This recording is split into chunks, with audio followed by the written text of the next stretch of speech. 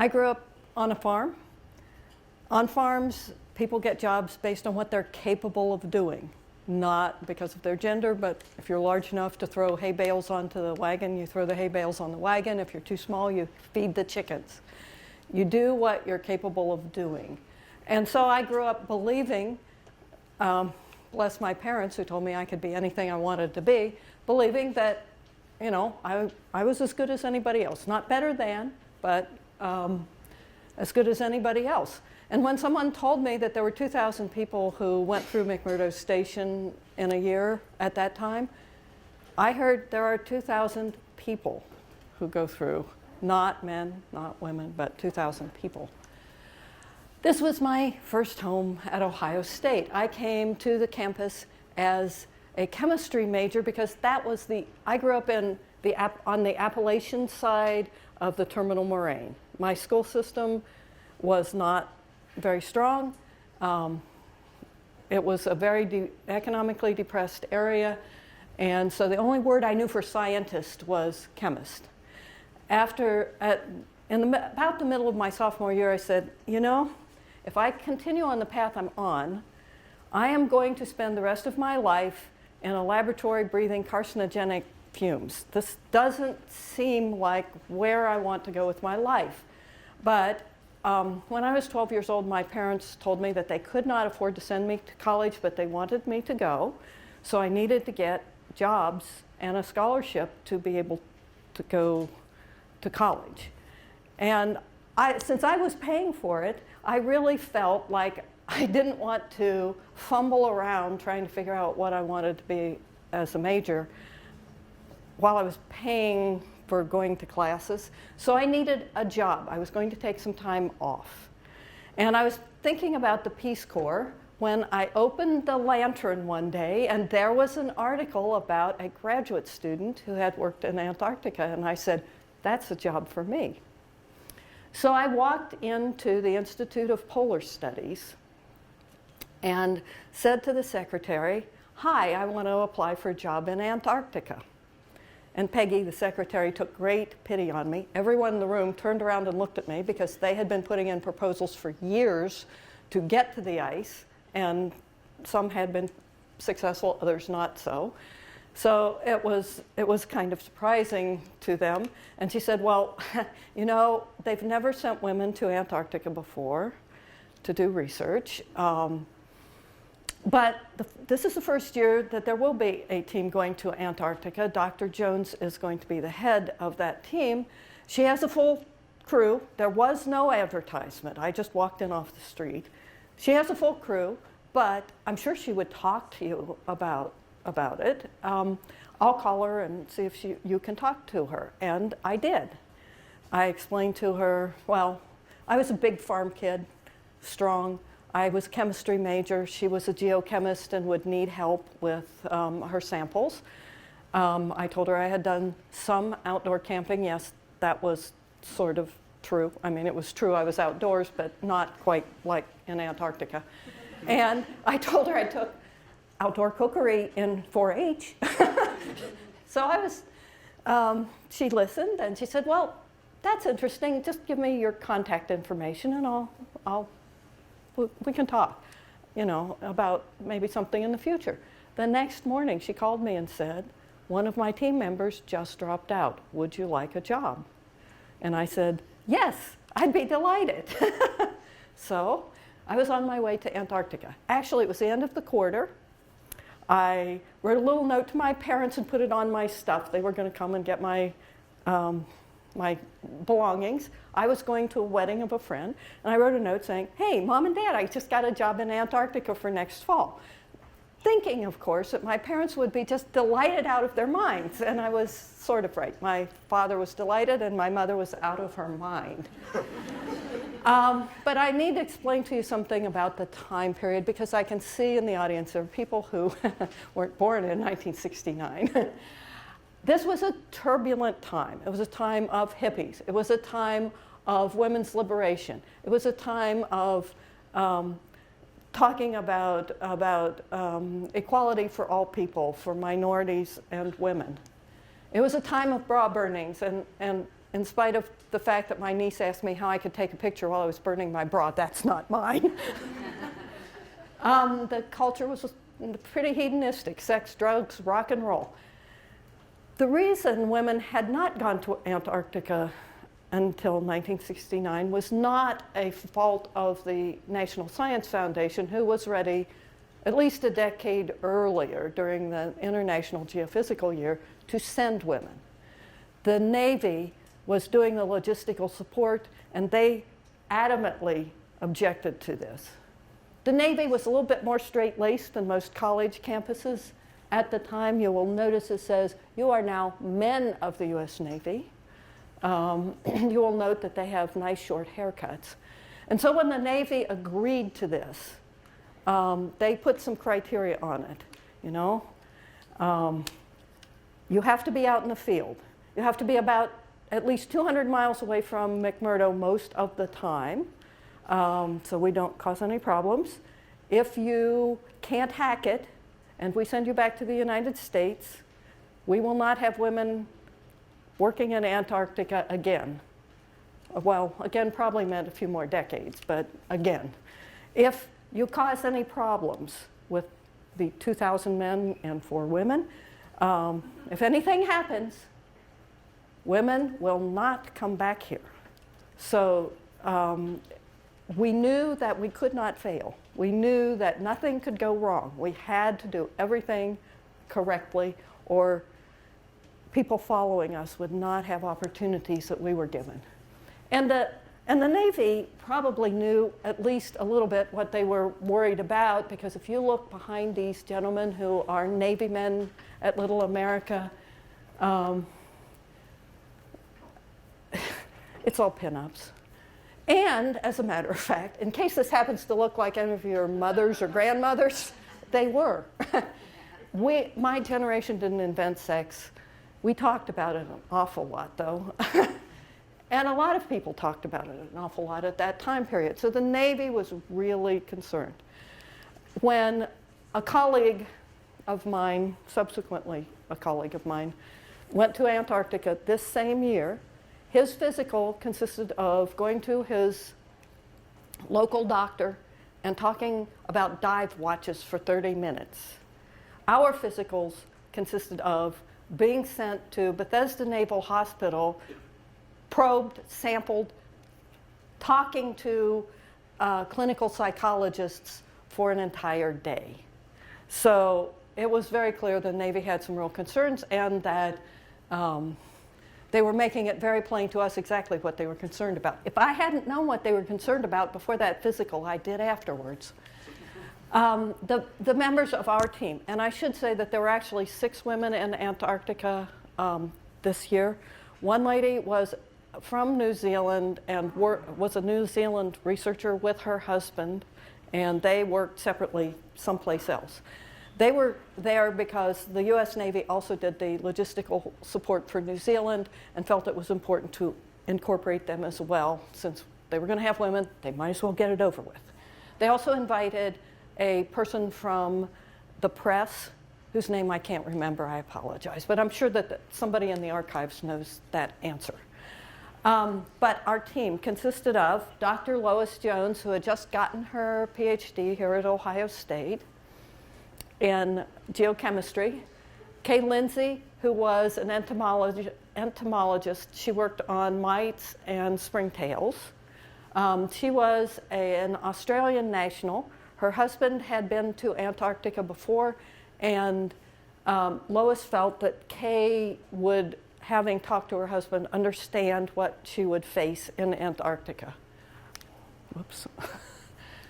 Eileen McSaveney was a graduate student in glaciology here. She had just married a New Zealander, and after she got her degree, and after we came back, she got her degree, and they went to New Zealand.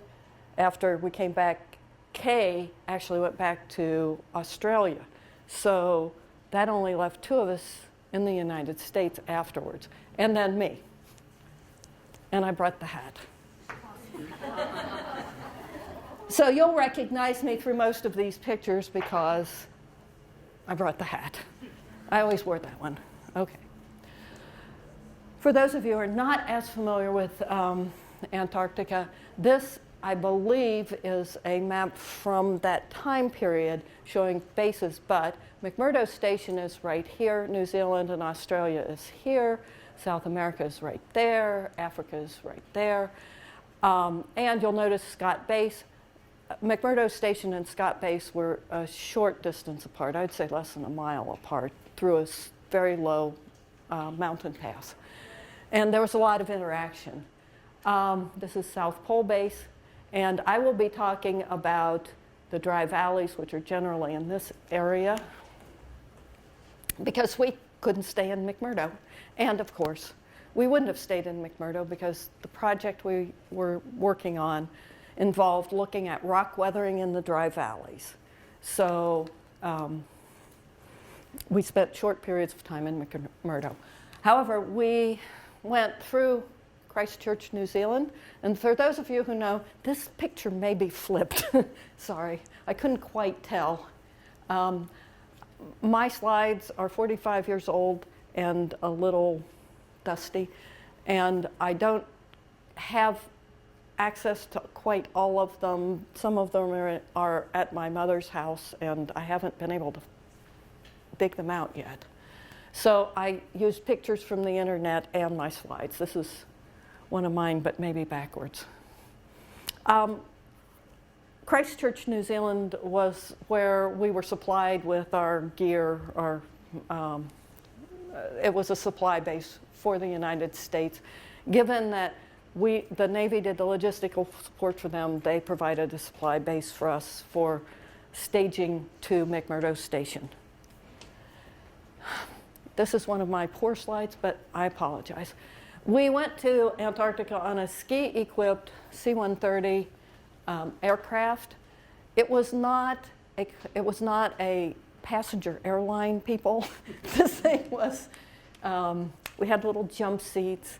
It took hours. We had these survival suits that we would wear, and they told us, if they had to ditch the plane, the survival suit would keep us alive for a while. And about 45 minutes away from Christchurch, everybody took off their survival suit. And I said, why are you doing that? And they said, well, it'll only keep you alive for about an hour, and you really don't want to hang around and then freeze to death. So they can't get somebody out that fast to save us. So after about an hour, you take off your suit and give it up. No one actually, I had hardly been 100 miles away from my home. No one actually explained to me landing in a ski-equipped aircraft on sea ice, wavy sea ice with the pressure ridges. So when we landed, it was like bam, bam, bam, bam, bam, bam. First, we had to buzz the airstrip about 3 or 4 times to get the seals off of it. And then bam, bam, bam, bam, bam, down. It was an interesting flight. This is McMurdo Station in 1969, for those of you who know it now. This little hut right here was where the researchers stayed. This was the then brand new lab building. This was the water pipeline from the nuclear power plant that provided desalinated seawater to us. Hut Point. I'm standing on Observation Hill to take this picture. This is where the pass was to go over to Scott Base. And I understand now that there are recycling bins in McMurdo. When I was there, they put all the trash right there on the sea ice, and when the sea ice went out, they no longer had a problem. So as an ecologist in my later career, I was very pleased to know that they had indeed become a little bit more environmentally concerned. Okay. This is McMurdo Station. You see Scott Base, the S for Scott Base. These are the dry valleys. You'll see in a minute why they call them dry valleys. Most people think of Antarctica as one great big ice sheet, and it is pretty much one great big ice sheet, except for the Transantarctic mountain range and a few other places that stick up through the ice. And so we were in areas which were mostly ice-free, and you'll see what that means in a moment. The first place we worked was Taylor Valley, and I'll talk about it next, and then Wright Valley, so you see where we are. And I'll call your attention to Cape Royds right here, which was on Ross Island, very near McMurdo Station. But first, Taylor Valley. Oh no, first we had to go to snow school. The snow school was run by the New Zealanders, and we went out to snow school in a Nodwell, which is a tracked vehicle over all kinds of terrain. And when we were going out, the first day, one of the instructors was laying on the floor sound asleep, and his head was banging on the floor every time we went over a ridge. And I thought, how can anybody possibly sleep in that kind of situation? By the end of the first day of snow school, I was so exhausted, I was sleeping on the floor, and I'm sure my head was bouncing. This is me. This is the New Zealander who was in charge of snow school, and I apologize because I can't remember names. I'm that age, you know. Anyway, as we were going out, he said, you know, all American women are lounge lizards. You aren't going to make it through snow school. Well, that was sort of a challenge. We had to make it through snow school. There was no other choice.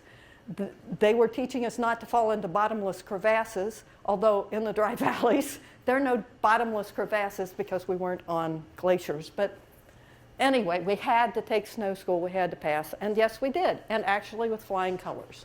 Some of the people in the class managed to break an arm, or coccyx was a big one, often, because you fell down and the ice was hard.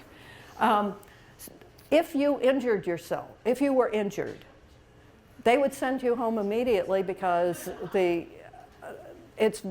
you're already putting out a lot of energy managing to keep warm and do your job and so forth. And so the theory was that you would not have enough energy to actually heal. So they just sent people home as soon as they injured themselves. So we were very pleased to have made it through snow school with no injuries. Okay, this is Taylor Valley from the air, flying in. A beautiful place. Someone mentioned that it looked a great deal like the moon to me. We actually met the astronauts who were the first to walk on the moon. They were being trained here. This is Hut Point. There's a little hut there, and I'll show you a picture of it in just a moment. But this was our source of water. In order to get water, we had to chop ice out and melt it every day to wash dishes, to drink. So chopping ice was a continuous chore. And remember, I was hired as camp cook, camp manager, general all around. I think the British call it dog's body. I was a field assistant, so I got a lot of those chores. This is Bonney Hut. It was our first home. It was said to have been built by the Navy as an ice skating warming hut, because they thought they might be able to send Navy personnel out there to ice skate on Lake Bonney. What they didn't think about was that the wind had carved pinnacles in the ice on the surface of the lake that were about knee-high. So ice skating would have been pretty challenging. But by the time we were there, several researchers had previously. It was commonly used by researchers for doing field work. And this was a supply shed. Whoever designed it did not, we did not have fuel for the heating system. You'll see a chimney there. So it was basically unheated. And whoever designed it didn't think about the fact that warm air rises, which I would think was a pretty basic thing when you're designing places in Antarctica. But we spent the first week or two in this little shed because it was smaller and easier to keep warm. Okay. There were a large number of people who were very happy to see us. We felt very welcomed. On the other hand, there were a few people who were not happy to see us. the day that we went out into the field, when we got ready to put our equipment on the helicopter, we noticed that somebody had replaced the equipment we had selected with holey tents and defective sleeping bags. And so we had to go back and get appropriate equipment. All the news agencies were saying, trumpeting the fact this was the last bastion of male supremacy on the planet. And there were a few people who were not happy that we were there. A very small number, but you know, this is reality. They just, you know, either whether it was a male-female thing or whether it was they just didn't like women, I don't know. But we had a few interesting interactions. This is the path out to the helicopter pad, and as far as I know, at that time, that was the only thing that looked like a road or path at all. It was a short walk. I'm standing on the helicopter pad to take this picture. Oops. I don't know what I hit. Okay. What you find out in the dry valleys is everything is rocks. Rocks from the size of houses to rocks the size of sand. And the wind blows almost constantly, except when it stops to change direction. So you very, very quickly become aware of the fact that you are a very small part of this world. You are if you want a lesson in humility, this is the perfect place to go. You learn exactly how important human beings are. That, by the way, is K. Okay, I was the cook. The Navy provided the food.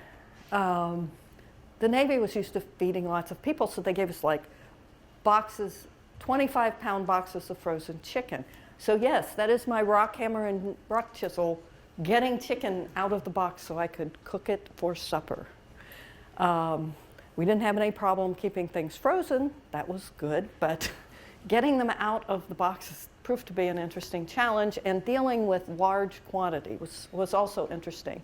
When I went to Antarctica, knowing that part of my job would be camp cook, my mother handed me her Cooking for Ohio Families cookbook, which she had gotten in high school in home economics.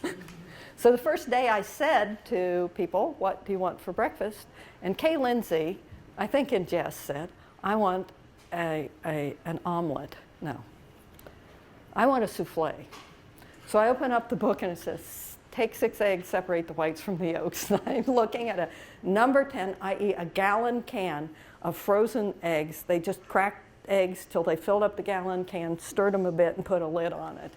And what we finally decided for breakfast was that oatmeal not only stuck to your ribs, but was the only thing that really tasted decent for breakfast with sand in it, because there was sand in everything. The wind blew constantly. There was sand in our sleeping bags. There was sand in our clothes, in our shoes, and our food. In the International Geophysical Year, the Navy had apparently brought in 10 million boxes of sea rations, a large number of boxes of sea rations, because they had sea rations still cached all over the dry valleys, and in fact, at the supply depot, and we had sea rations for lunch because we were out collecting rocks. Dr. Jones was looking at chemical weathering of rocks. Is it just freeze thaw, or is there some actual chemical weathering that's going on? Part of this involved taking rocks, knocking the weathering rind, the weathered part, off the outside and collecting some of it and at least samples of the rocks. So our days were generally spent breaking rocks and carrying 65-pound backpacks full of rocks, and I got to carry the 13-pound sledgehammer around while we were doing collections. And I was happy. My sister-in-law said, "It sounds like you were in prison." I loved this. It was fun. The arrival of the helicopter was also a very important thing in our day. They didn't come every day. They didn't come every week. Shortly after we arrived, there was an accident where some people from Ohio State were actually killed. And then a few days later, there was another accident that took out another helicopter, and there were only 3 helicopters available to the U.S., to the Navy people to do the logistical support. So they had to ground the 3rd one in case there was a real honest-to-goodness emergency. And they had to send to Vietnam. This is in the middle of the Vietnam War, people. They had to send to Vietnam to get a helicopter to bring it to Antarctica, so they had one that was flying and a backup. Okay, this was before cell phones. This was before the internet was widely available. In fact, I've met my first computer in about 1968. It was here at Ohio State. We actually had a dumb terminal in the chemistry building, and there was a wire about the size of a human being going to the computer lab, the computer building. The computer building wasn't a building where they had a whole bunch of computers. It was where they had one computer. It took the whole building to house it. Nowadays, we have them in our pockets and our cars and everything. So we would write letters and give them to the pilots who had these nice flight suits with zippers, and they would put them in their pockets, and sometimes they would remember they were in there, and sometimes it would take a month before they remembered they were in there. So connection with our families was a little challenging. When we were in McMurdo, which was about once every 6 weeks, we could telephone. However, telephone calls went through ham radio operators. So you would say, "Hi, honey," and then the ham operator would say, and then you would say, "Over." And then the ham operator would say, "Hi, honey," over to our family members, and then it came back. So this wasn't a problem for me, but Eileen was just married, and she couldn't whisper sweet nothings to her husband, and she was a little frustrated by this. Okay. In both Taylor Valley and Wright Valley, we collected water samples.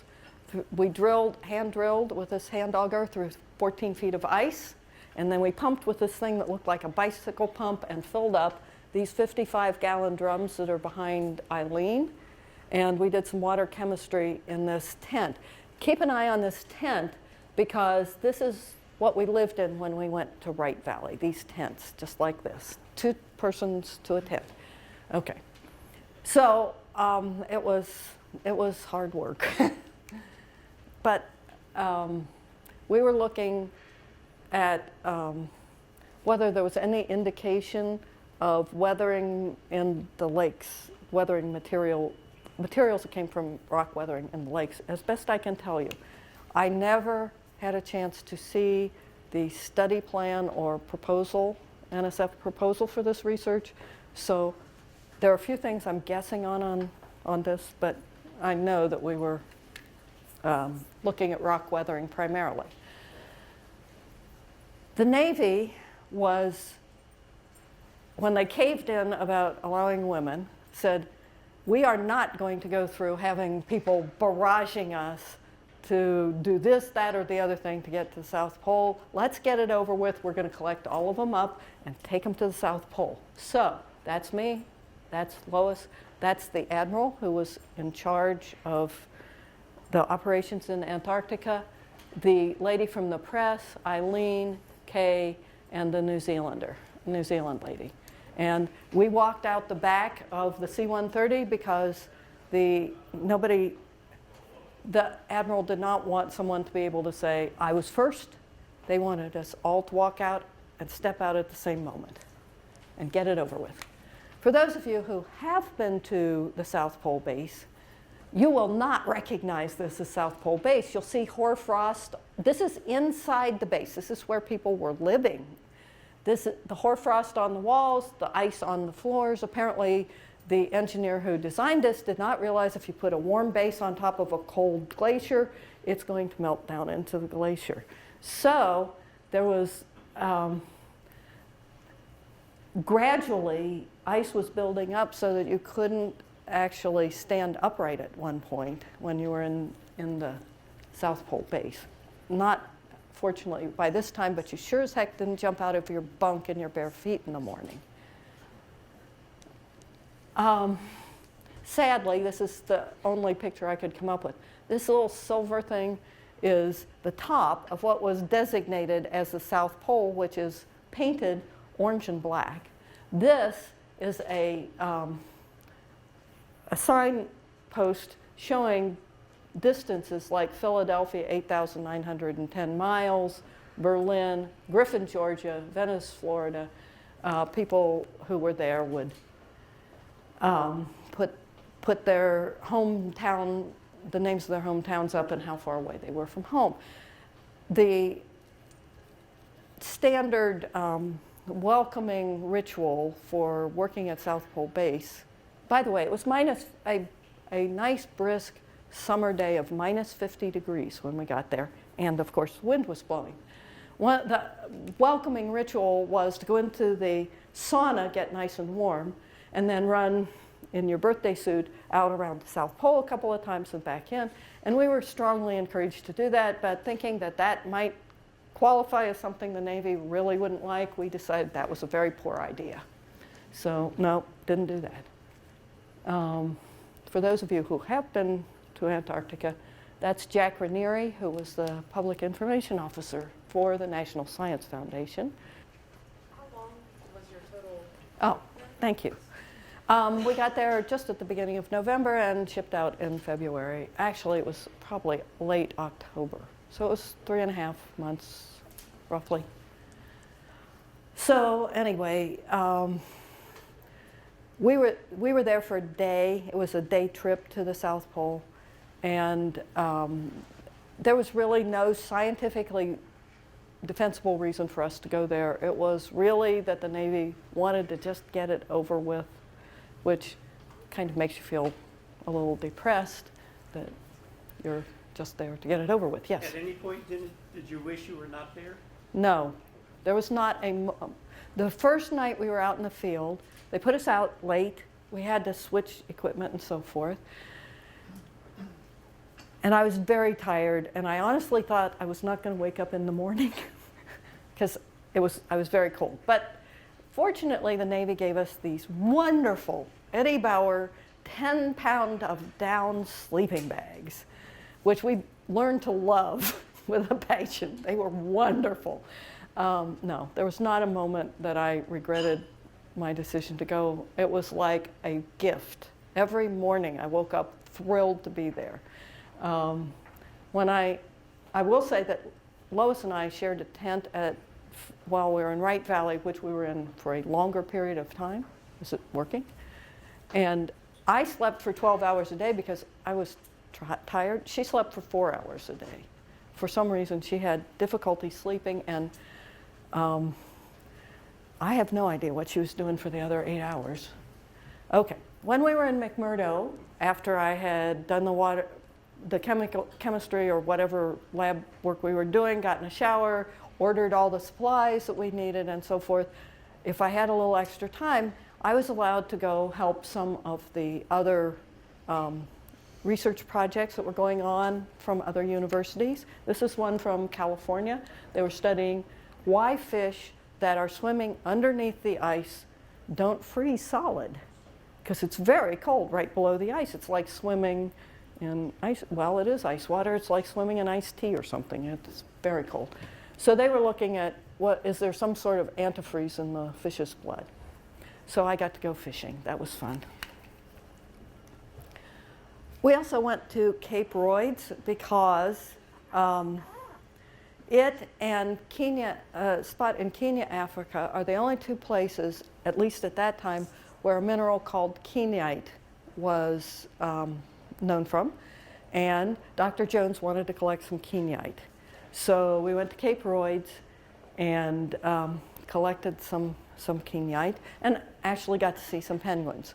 In the dry valleys, there's not a whole lot of wildlife. I'll show you a little bit of wildlife in a minute, maybe not as rewarding as you might want it to be. But the penguins were wonderful. They were just adorable. They're Adelie penguins are about 18 inches tall, and subsequent research, perhaps done by someone in this room, shows that penguin rookery has been there for 10,000 years. So it's a very important site for for the penguins. Okay, so Taylor Valley, this is Lake Bonney. This is Wright Valley. This is Lake Vanda. And right here is something called Don Juan Pond, which we're going to talk about in a minute. This is not my map, so there are a few extra things on it. Okay, this is a picture of our campsite in Wright Valley.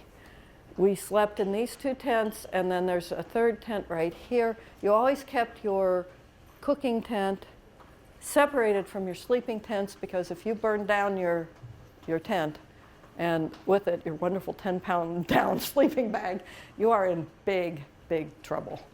So Kay and Eileen had 1 tent, and Lois and I had the other. And Lois had encouraged me, before I left Ohio State, to do a small project, sort of like a senior project, except I was a sophomore in college. But I worked with a fellow by the name of Derry Cobe, who was a phycologist, an algae person in the botany department, to work up a little project. So I was working on Canopus Pond, which I understand now is called Canopus Lake. So I don't know if it's larger or just more grandiose name. For those of you who haven't been to Antarctica, in the summertime it gets up, I mean, a really nice warm day might be in the 40s. So the ice will thaw, especially around the edges first of the lakes and ponds. And blue-green algae thrive in these conditions because of low light, cold temperatures. Blue-green, now called bacteria. And so this area right here is all an accumulation of blue-green algae that has washed up. And this is some of the wildlife. There were 2 organisms that lived in these ponds. One was a tardigrade, also known as a water bear. These are microscopic animals. The bear name comes from their little hooked leg, the little claws on their legs. Notice the eye spots and the little brain. These things would be the perfect space travelers. They can be frozen to absolute 0 while encysted and can come right out of it when they warm up. They can stay in their cysts for tens of years, no problem. Rotifers are the other aquatic organisms that the other animals that were in the dry valleys, and they are even more microscopic and less organized than these guys, but they also form cysts, which is what allows them to survive. This is the remnants of some blue-green algae on Lake Vanda. We found patches of these often because blue-green algae would be on the bottom of the 14 feet of ice, but they could thrive in low light, and of course they were blue-green, so they were kind of dark, and they would warm up slightly more than the ice. And so gradually they melted their way up through the ice. And that's not a teleological statement. They melted the ice above them. And then when they got to the surface, they would dry out like this, and there were deposits everywhere of the blue-green algae. There are also cryptoendolithic blue-green algae or blue-green bacteria. They're little microscopic organisms that live in between the grains in the rocks. It's really a very good environment for them because they're protected from wind and a lot of the environmental problems of being out in the air. As we were flying along the coast at one point, we saw these ponds, and it looked like they were lit by neon lights underneath. In fact, what it was these lighter spots were anchor ice that was still frozen to the bottom of the pond. The edges had thawed out, and the pond itself was full of blue-green algae. In fact, if there's anybody in the room that knows anything about algae, these were full of Nostoc balls. They were about this size, and they're very reminiscent of tough Jello balls full of these microscopic plants. They were fascinating. We did sample Don Juan Pond in Wright Valley. Don Juan Pond was discovered because during a midwinter flight, when they flew over, they realized it was still open, like not frozen. Oops. Not frozen. It's full of salt. This could be a product of chemical weathering. We did some sampling of it. You can see the salt accumulation around the edges. When we landed, it looked like Karo syrup rippling in the wind. It is so thick with salt. These are salt accumulations. This is sampling at Don Juan Pond, trying to get a core to discover, find out chemically what the salt accumulations were about and how thick they were. And notice the field assistant gets to hold the thing while the principal investigator holds the sledgehammer. Fortunately, she never hit me. This is in McMurdo extruding a core, and then we did some chemistry on it. Okay. I wasn't actually expecting to find anything in the samples, but I did take some samples at the inlet to this pond and discovered that there were diatoms. Diatoms are microscopic plants that are much like petri dishes. They have a top and a bottom, and the top and the bottom, the shell of this thing, is made out of glass. And the glass, in some cases, you can see it in this one, has ridges in it to strengthen the shell. And it also has this thing that's called a rafe, which is a cut through the surface of this glass shell. And by this, they can crawl around. There was at least a big discussion about whether this is like a foot on a snail, and it crawled that way, or whether it was more like the track of a tank, something that went around. And I don't know if they ever resolved, if that has yet been resolved. I'm guessing it has. Anyway, this is Navicula mutacopsis that I found, and this is a Cymbella, along with another tiny little Navicula beside it.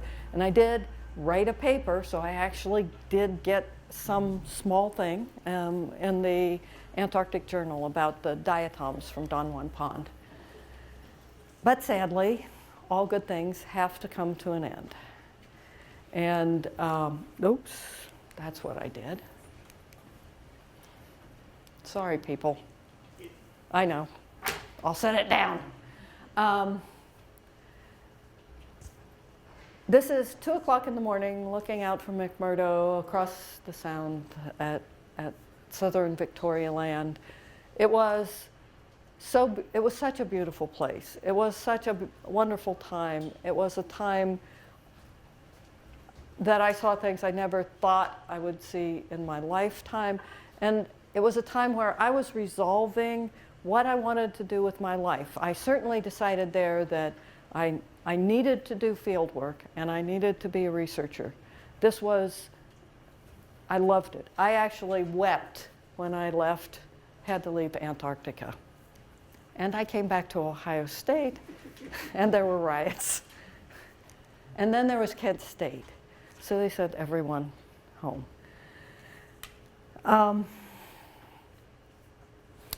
I didn't have the opportunity to interact as much with people at the Institute of Polar Studies as I would have liked.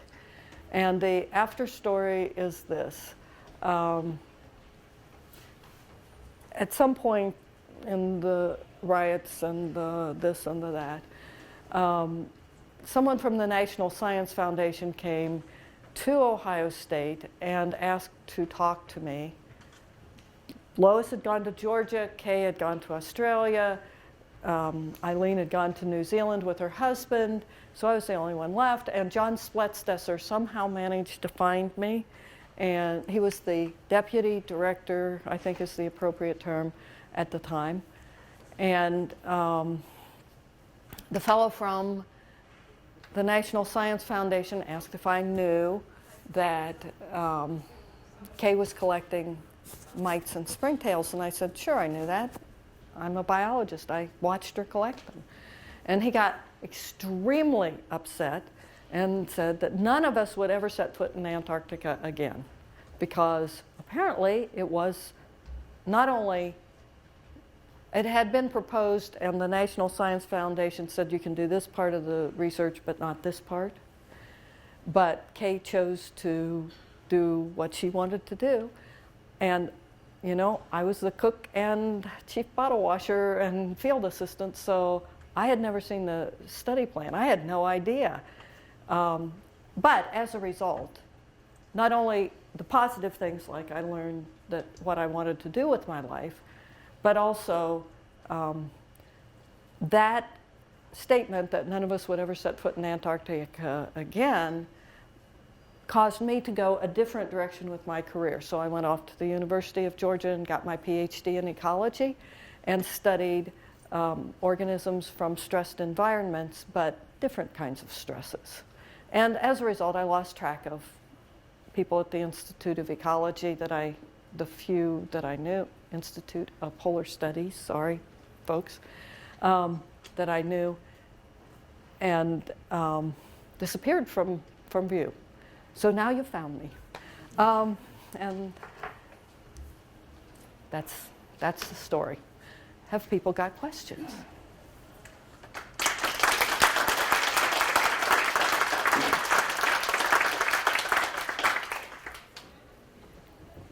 Yes? What advice would you give students who were maybe in your situation and like hadn't been far away from home? And what advice would you give to them if they're on the brink of study abroad or doing something outside of their comfort zone? Kind of a loaded question. Read Emily Dickinson. There's a poem by Emily Dickinson that says, "Goodbye to the life I used to live and the world I used to know, and kiss the hills for me just once, and now I'm ready to go."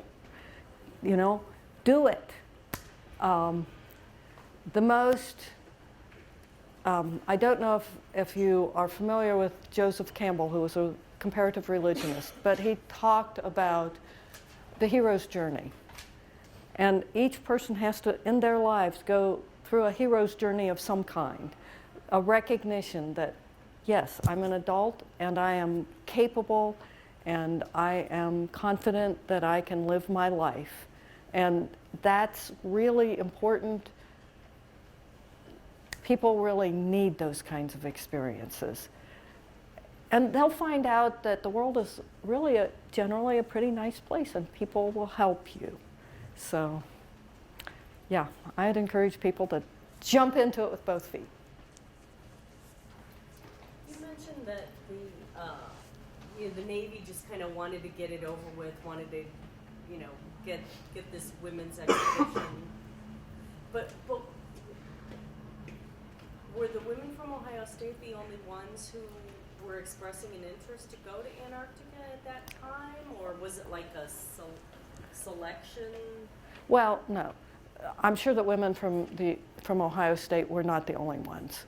There were other institutes around the country where people were doing Antarctic work or interested in Antarctic work. I mentioned the people from California were certainly in numbers there doing research.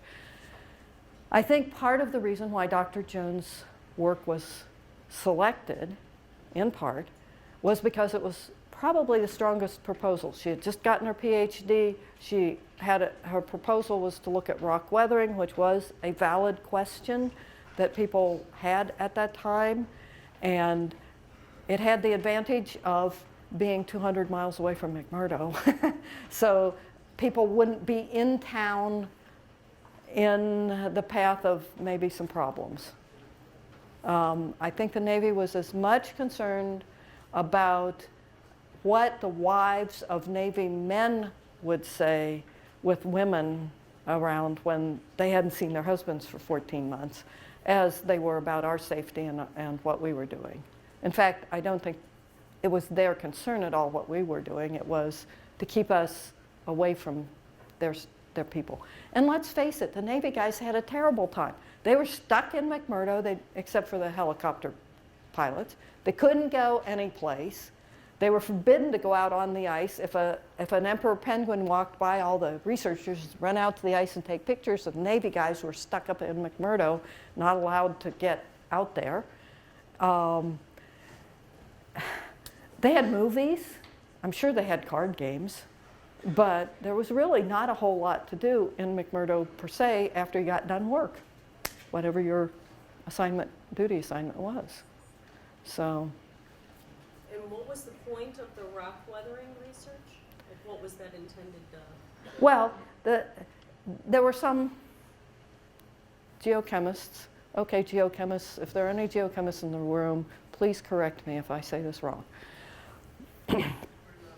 Rocks can freeze and thaw and break apart. However, sometimes, at least in our climate, they also have chemical reactions. Freezing and thawing is a mechanical breaking down. Chemical reactions break down rocks in a different way. So the question was, were there those chemical reactions going on at all, or was it just freezing and thawing? Because people assumed, since it was very cold and it froze a lot and then it thawed a lot, that that's probably how the rocks weathered. And I didn't put in a picture of a rock. If you picked up any rock, there was an accumulation of salt underneath it in most places.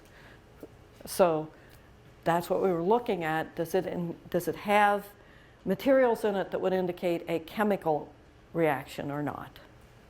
Did that make sense? Okay. Did I say it right? Geologist people. Okay. Yes. I mean, I do research after this, but have you been back to Antarctica as, just somebody traveling there? I know that they, have trips there. Is it something that you consider doing? Okay. I would love to go back to Antarctica in a heartbeat. In fact, one of the things on my 3-page list of things I would like to do when I retire was be the manager of South Pole Base. I have a dog, I have responsibilities. That would involve a lengthy period of time, and I don't think I could manage that. I am actually, at least at the time I was in Antarctica, the NSF also had a very small program of artists and writers who would be taken to Antarctica to talk about and see the continent in a different way from the way researchers do. And my second career, after I retired from being an ecologist, is I make a lot of quilts and I do quilt history research. And I'm very seriously considering trying to convince the National Science Foundation to take me as a quilt artist on the 50th anniversary of my trip to Antarctica. But I'm working on a quilt right now, at least planning it, to hopefully submit to say, wouldn't you like for me to come and do more quilts about Antarctica, art quilts about Antarctica? I don't know whether that'll work, but someone did encourage me to be a tour guide on some of the tours. I have mixed feelings about tourists in Antarctica because of the environmental damage, and it just isn't, I can't do that. It would be fun. I'd love to go, but. I was just going to say that something that the men could do in their spare time there would be doing quilting. Yeah, truly, except they didn't. They did a lot of other things, I'm sure, but not quilting, yes. I would add, they actually do have men who do needlework, handwork now. And in fact, at South Pole many years ago, they had what they called the Stitch and Bench group. And it started out just women who would sit and do handwork. But the men found they were having so much good fun that they added, they joined in. It was mainly the male scientists who joined in to that group. But yeah, it truly, I mean, nothing precludes men from doing quilting, and there are some very fine male quilters, and I actually have dated 2 men who quilted, but I don't like to share my stash of fabrics, so. Okay, yes. So in today's society,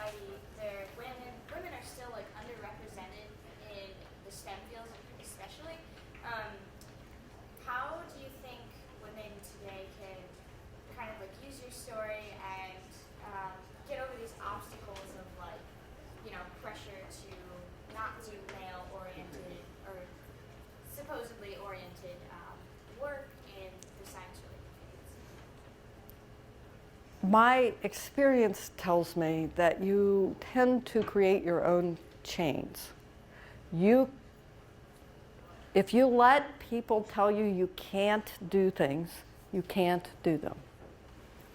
If you say to yourself, I'm a human being, I'm capable of certain things, not other things, but I'm going to be the best human being I can be. I'm going to do the most things. I'm going to live my life with the most vigor that I can. Then you'll hear people say, well, you can't do math, you're a woman. And so you just tell them they're full of it and show them you can. I think that one issue in that is that people believe what they're told. And my experience is you just go out there and ask to do things. If you don't ask, you never get to do them. If I hadn't walked in and said, hey, I want a job in Antarctica, facing what probably could have been ridicule because it was, if I had gone a year earlier, they would have laughed me out of the office. But I did it and it worked. I've done things in my life that didn't work. Okay, so what? If I hadn't asked, I would never have had any of my experiences in life. When I joined the U.S. Fish and Wildlife Service, gee, there were hardly any women professionals. I ended up at the directorate level of the U.S. Fish and Wildlife Service. People told me I couldn't do things. They said, you aren't qualified. I had one fellow when I was in graduate school who, we were at a party, he got drunk. He told me that women weren't really qualified to work in Fish and Wildlife Service. 15 years later, I had his job. I had a couple of professors here at Ohio State who were on a committee to hand out a scholarship for a course that was a field course, and I applied for it. I did not get it. Several years later, I was their boss. They were in two different locations, but I was their boss, and I just asked them about it, and they said, yeah, you were far and away the most qualified person for it, but we didn't give it to you because you were female. And I said, well, guess what? I guess I am qualified since I'm your boss. I'm going to tell you a little story. Several years ago, I read a book called Family, Sex, and Marriage in England from 1500 to 1800, which probably sounds dull and boring. It was really fascinating. One chapter talked about the different forms of divorce that people had back like in the 1500s. And one of them was that there was a special halter. Your husband could put a special halter on you, take you to the market, and offer to sell you to anyone who wanted you. And the fellow who wrote the book said, this may sound brutal, but think of it this way. Anyone who would be willing to pay a penny for you would probably be more likely to be better to you than the guy who took you to the market and offered you for sale. And so, when people tell you you can't do things, think of them as the guy who's got the halter and look for opportunities where you'll be treated better. And there are those out there. There is an opportunity, one way or another, to work your way in. And to be perfectly honest, there are things I can't do. I have a tin ear. My capacity at music is 0 going into a negative number. But you know what? I didn't try to do that. I tried to do something else.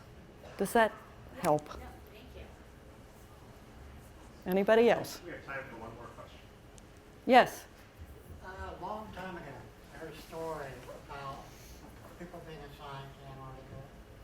I assume it was military, but I don't even know now. One guy would allow you one hobby, and they would give you whatever you needed to do that one hobby. And one guy became an expert at lichens. Just was fascinated with lichens and algae and stuff. Knew more than anybody else. never got a degree, right? so a lot of PhD could go to him to find out what's going on. Exactly. So, I can do with whatever. Did you hear anything like that? Did it allow people to? Well, yes. I mean, realizing that in science, if you focus on a very narrow field, you can become the world's expert on it. And you don't. G. Evelyn Hutchinson, who was the father of limnology, never got a PhD. He worked at Yale. They gave him an honorary doctorate, but he never had a PhD. But he put out his first paper when he was 12 years old. So, one more story. Your question reminded me of one thing, though. One day, the helicopter landed. I walked out with a box of rocks. Rock boxes were about this size, very heavy. I walked out with a box of rocks, and the crew chief, the pilots were in the bubble, the crew chief was standing there, and he was this tall, extremely slender fellow, very slender. Okay. And I looked at him and thought, this guy isn't going to be able to hold this box of rocks. And he said, let me put it in the helicopter. And I said, no, it's really heavy. Let me put it in. He said, no, I'm the crew chief.